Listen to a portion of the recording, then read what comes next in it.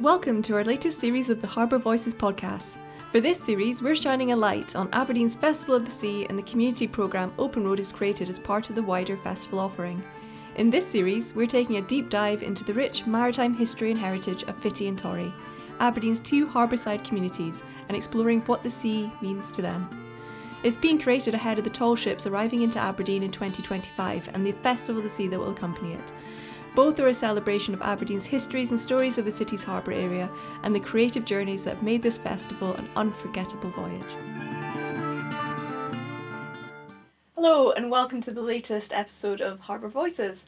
And today we're joined with Rosie, who's co-founder of the Wavy Wahines. Hi Rosie, do you want to tell me a little bit about the Wavy Wahines? Yeah, so we started about 2 years ago now. It was my friend and myself that set it up after kind of like the group had already been formed but wasn't really gaining the traction that it needed to be able to be a proper like surf group, and we kind of wanted to be a bit more like community based, a bit more safety kind of focused, and like teaching women how to get the like proper skills to be confident in the water and be confident in a lineup that works for women surfers, especially like in kind of a more male dominated sport. So it was kind of a safe space for people to kind of learn to surf, people who already know how to surf, and come along and just enjoy being in the water, but with like-minded women essentially. Yeah. So that's kind of why that's set up, and here we are now. Yeah, well it sounds like you've got like 100 people on your kind of books. Yeah, so the group's kind of expanded. Like at the start it was only about 20 of us. We had run our first event and it was like super inspiring to see all the women that showed up. We didn't even think we were going to get like 20 people, so it was quite nice to see. But yeah, over the years people like get added to the chat, they come along to all the different events that we do, and it's just like expanded on so many levels, like more than we thought it would.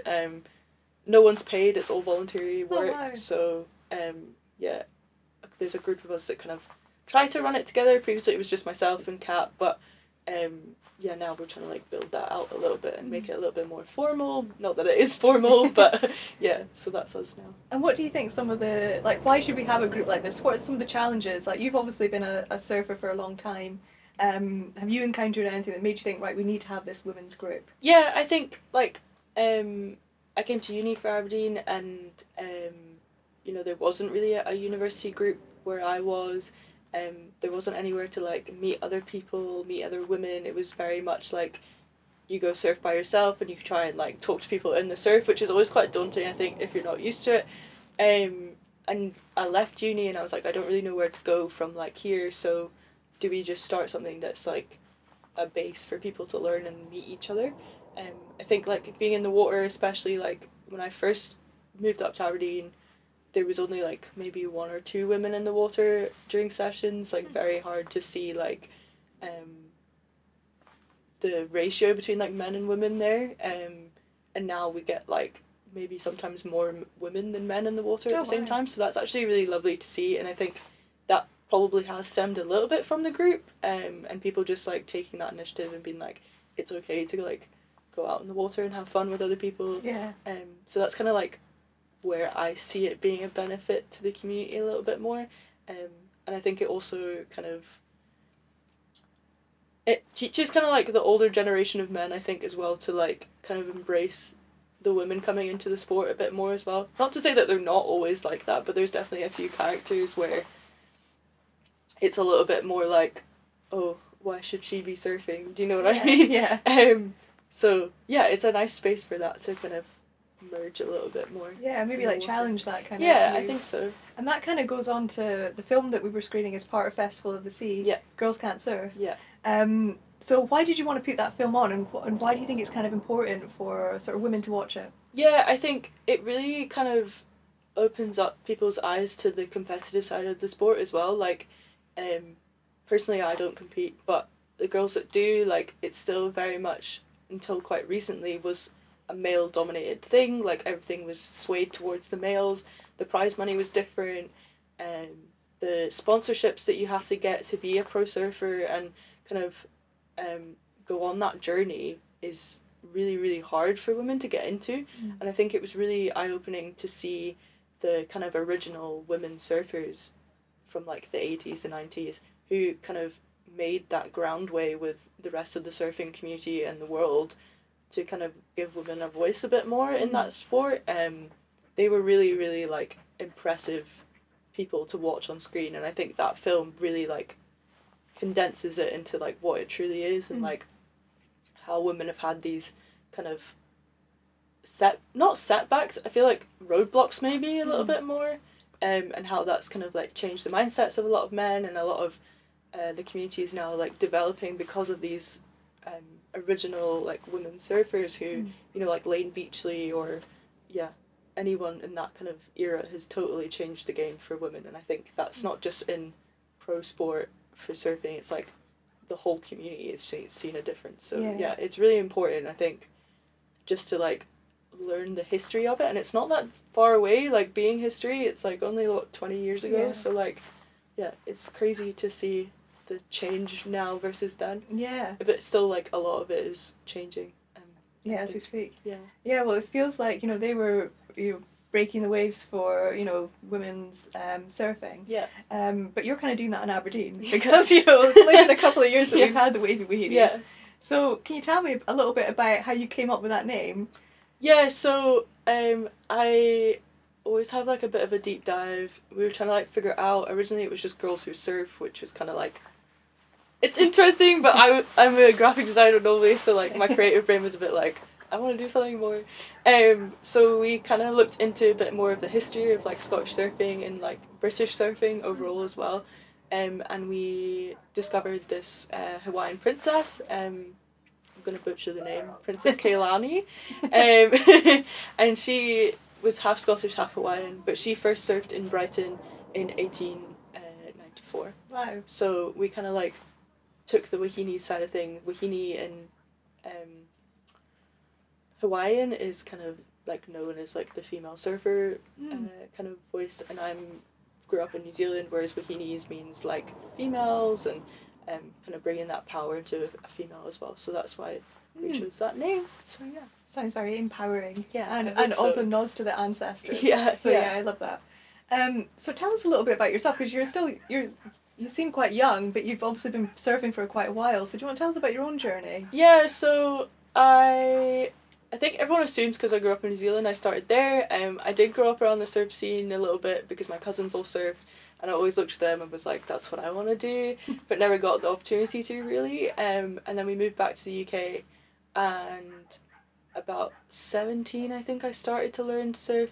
I've never formally had a lesson, I don't think, which is kind of funny to think about, but so like my dad kind of gave us some boards, threw us out in the water and was like, just go and try it and see what happens. So I've just kind of done that the whole time, and tried to like slowly progress. And I think I am not the best surfer out there at all, in any way, shape or form. Some days I don't even get one wave, which is totally fine. Like I'm just enjoying the sport in a way that is like more chilled out, a little bit more like enjoying the water as well, not just like being on a wave. And there's like no other feeling about that. So it's been a fun journey, but I haven't really surfed on and off basically for a long time, but it is quite physically demanding though, isn't it? I mean, if you think and what I've noticed over the years is it's become really popular in Aberdeen for people to be in the North Sea, whereas, you know, when I was growing up in Aberdeen, definitely wasn't a thing. Whereas the past few years, like people are like wild swimming or they're surfing. And obviously, like Scott Surf's done a lot to help that culture, and the Wavy Wahines for the girls. But what do you think makes it so special? I think it is that cold, rugged side of things. Like, I think there's a couple of girls that I surf with quite often, and we're always kind of chasing the colder, harsher elements. And I think that is kind of weird to say, but there's something quite nice about like showing up to a beach where it's completely empty and it has the most amazing waves for a longboard that day, and you're head to toe in neoprene, freezing cold, but you still get in and you still have the best time. And I think that is something that the Northeast has got so special this past like couple of years, especially after COVID. Like everyone was kind of a bit more like, I want to get in the water, experience it a bit more. And I think like that's really a lot of people's drive has just been like, this is really cool, but it's also really harsh. And I think it's it's a testament to everyone who surfs up here and who goes in the water, because it's, you know, it's not easy, and it's definitely an interesting concept, I think. But yeah, I love it because it's just so harsh and raw, and like it's proper energy that you need to get out there. And it's like a dedication, because sometimes you do not want to be out in the cold, but everyone still goes to it. So yeah, I think that's kind of partly the draw to it a little bit, maybe, for some people. And it certainly is for me. Yeah. Well, I think there's something in that, because as I said, there's so many people post-COVID that go in for wild swims as well. And I do think there's something about that sort of zap of a freezing cold water that must get kind of strangely addictive. I think it's also like the community side of it. Like, you know, there's so many, Aberdeen's like expanded so much even since I've been here, and like the community is constantly growing, getting bigger.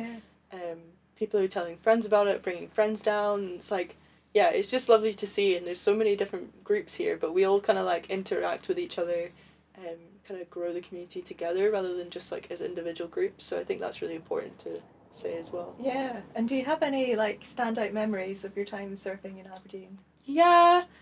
There was one time my friend Jess and me, she really wanted to go surf. It was really terrible waves, like literally almost zero waves, but we went out anyway, and it was only us in the water. It was like midsummer maybe, about 5-6 p.m. at night or something like that, and we were just surfing these teeny tiny waves but having the best time. Like nobody else was in the water, and to finish it off, like the dolphins came up to us and started swimming around. They had a baby dolphin who was like a bit more like intuitive, or like excited to see what we were doing, so like we just kind of sat on the boards and watched them for like half an hour maybe, and I kid you not, like we were sat like this close to the dolphins, and Jess was freaking out thinking I'm gonna get eaten by a dolphin. I was like, it's fine. But it was one of the most special like times ever, because it's just like amazing to see and have that connection.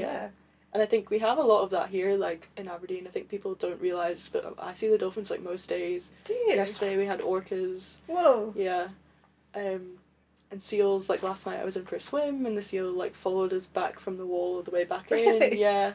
I think it's so important, and like I don't think people realise what's underneath our waters, so like it's, I guess, kind of surfing opens that up to people as well. Yeah, so that's really important for me as well. Did you see the orca yourself? I didn't see them yesterday, unfortunately. They were in the harbour apparently. Oh wow. And then they head up north to Fraserburgh and stuff that way. Oh. So That's lovely. Yeah, I mean, it's the thing that, you know, I grew up in Aberdeen and I never really heard about the dolphins, but obviously, you know, we've got Greyhoe Bay, and people are seeing them a lot more, or we're noticing them a lot more often than maybe before anyway, or in my mind anyway. That's a lovely story about the seal following you. Do you find that the dolphins and the seals are quite playful then? They are quite playful, I think. I mean, I never would go up to them like I always say, like we're in their habitat, they come up to us, you know, it's their home, so let them do what they want to do. But yeah, I see them at least daily, probably. They do come up quite a lot. I used to work for Scott Surf doing summer camps and stuff, and we used to take the kids snorkeling and seeing lots of different things there, and they would always come up and be a little bit more inquisitive. Yeah, it's just ace, and I think like it's not something you'd look outside and be like, this is on our front doorstep and this is all the animals and sea creatures that we have. Yeah, that's amazing. And along with the good memories, has there been any times that you've been like, oh, this is a bit scary? Yeah, I've definitely had days like that. I mean, the sea can get super rough, super busy. On big days it is scary. I'm a bit of a weirdo. I do like a big wave, but I'm not very good at surfing them. But I just like sitting and watching out back. But yeah, I think I've definitely had scary days where it's not been the best kind of weather, and I've just decided to go out anyway because I felt like I wanted to, but then actually maybe reassessing the situation, coming back in and being like, actually that's a bit more than I can handle. And I think that's really important, like if you're learning to surf and stuff like that, if you're not sure, don't go out. But yeah, I think there's been a few times where it has been a little bit scary. You get washed off your board and it comes into like a kind of tumble dryer type washing machine feeling, and that's like quite an intense feeling if you're not used to it. Yeah, so it can be quite intimidating sometimes. But yeah, we hope that we kind of The good outweighs. Yeah, the good outweighs the bad, and that doesn't happen very often. It's more so the good waves. Yeah. Better surf than no surf at all. Yeah, and I remember we interviewed Campbell ages ago, and I think he was telling me there are like specific times that are better to surf. Yeah. Like seasons and things like that. Yeah, so... When's the good times to surf, really, would you say? Normally, it's from about now till kind of mid-March, April time. Summer is usually okay, depending on how the forecast is and how the weather's been. It's very dependent on a lot of kind of forecasting and seeing how the waves are in the summer, but the summer tends to be the worst part of the season. So like that's, I think when I say like the whole raw and rugged side of things, I think like a lot of the surfers are like that because we have to surf in winter because there's no other waves otherwise. So yeah, normally this time of year kind of getting colder a lot more. Yeah. But is the sea warmer because they've had the summer or...? No, so the sea is kind of like the warmest it'll be right now. It can get up to 17 degrees on occasion. Wow. I don't think it's happened very often. But in winter it gets down to about 4 degrees on average. Yeah, so it's pretty chilly. However, it's normally warmer in the water than it is in the air temperature. Oh, really? Yeah, so... That's interesting. Yeah. And what do you think why is that? Like, why would it be warmer in the North Sea than... Or is it because you're so cold it just feels like your body's working? Just maybe feels a bit warmer. Your wetsuits are designed to keep you super warm as well. We usually will wear really thick ones in winter, so it keeps that cold at bay for a lot longer.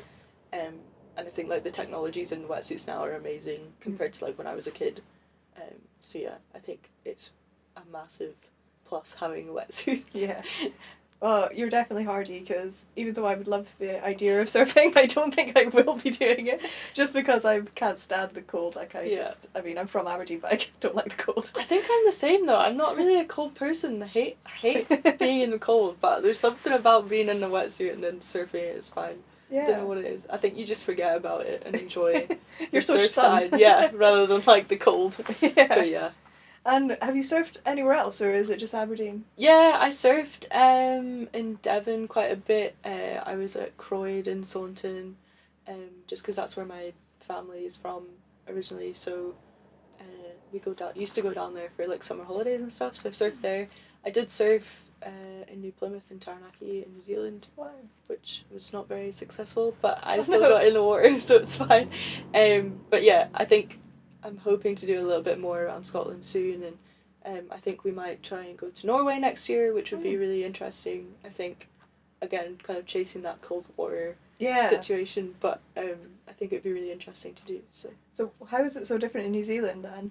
I think different seas have different like powers. So like here, it's not as powerful most of the time because we're quite sheltered here, and we don't have like the open sea as much. But in New Zealand, it's like you literally have open seas, the whole coast. Like there's no other islands or places to kind of shelter you from that. So it's a lot more powerful a wave than here for sure.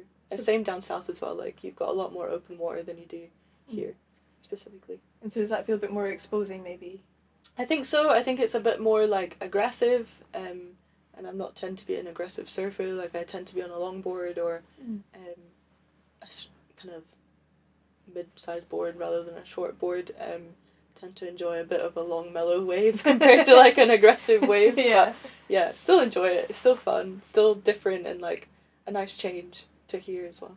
Yeah, and what would you say to anyone who's listening, who's like, right, I'm wanting to get involved, this is right up my street, I want to, face the elements and get on a board. What would you say to them? I think, like, if you're trying to get in touch, definitely come for a lesson first. It totally, like, gives you a whole, like, baseline of how you can progress in surfing and how you can get better at your surfing and just give it a go. Like, it's 2 hours of your life. If you hate it, you hate it. If you don't, then you totally have found something that you're going to enjoy for the rest of your life. And I think, especially if you're a woman as well, like, Wavy Wahines is here. We're online on Instagram, and we have a WhatsApp group that everyone organises stuff in as well. So just getting in touch with people around as well. And if, you're ever scared of, like, getting in touch or not really sure where to start, like, we're always open to silly questions. I ask silly questions still. Campbell always gets on me for it, so like it's totally fine to just ask questions and get in touch for sure. And have you noticed that you get a variety of ages that come to the Yeah, Wavy Wahines? 100%. Like, we're trying to open it up to a bit more like younger kids as well just now, because I'm trying to like develop that. I think that's really important. I've been in sport my whole life, but especially like during school and like, you know, when menstrual cycles start getting into play, like it's quite a difficult barrier for some people. And I think surfing's actually quite nice to mellow that out a bit, because you don't really need to worry about it. So I'm trying to get that rolling a little bit more. And then we have people who are like mid-60s, you know, like all the way up. Like, it doesn't matter how old you are. In fact, we went to Greyhound Bay a couple of weeks ago to do like a talk, and they're all like super stoked to come do it, and they're all like mid-70s, 60s. So like, you know, it doesn't matter your age. People can surf for years and years and years. So yeah, so just get in touch. So you've got your Instagram, you've got the WhatsApp group as well. Yeah, so we have Facebook as well, not so much as used, but you can message on there as well. So you're very accessible. Yes. Well, can you give me 5 words that you would say about surfing, if you could describe it in 5 words? Oh my gosh. Put you on the spot now. Just like individual words. Yeah, go for it. Okay. Exhilarating. Good word. I'm gonna say rough, because it is, and tough as well. I think beautiful is a good one, depending on the kind of day. Like, if you're surfing a nice long wave and it just feels beautiful and like stunning to be there. How many am I at? 4. One more. I guess community is a massive one, because you can surf by yourself, but it's always more fun with friends. Yeah. So, yeah, I always say community, I think. For sure. Well, excellent. Like, thank you so much, Rosie, for talking to us. Okay. And yeah, let's hope there's more women that want to get involved in Wavy Wahines. I'm excited for it. So, yeah. Thank you. Thank you. Thank you for listening to this Harbour Voices podcast. This series has been created with the support of Aberdeen City Council. If you've enjoyed this podcast, please share with others and check out the rest of our Harbour Voices episodes on www.openroadlimited.com.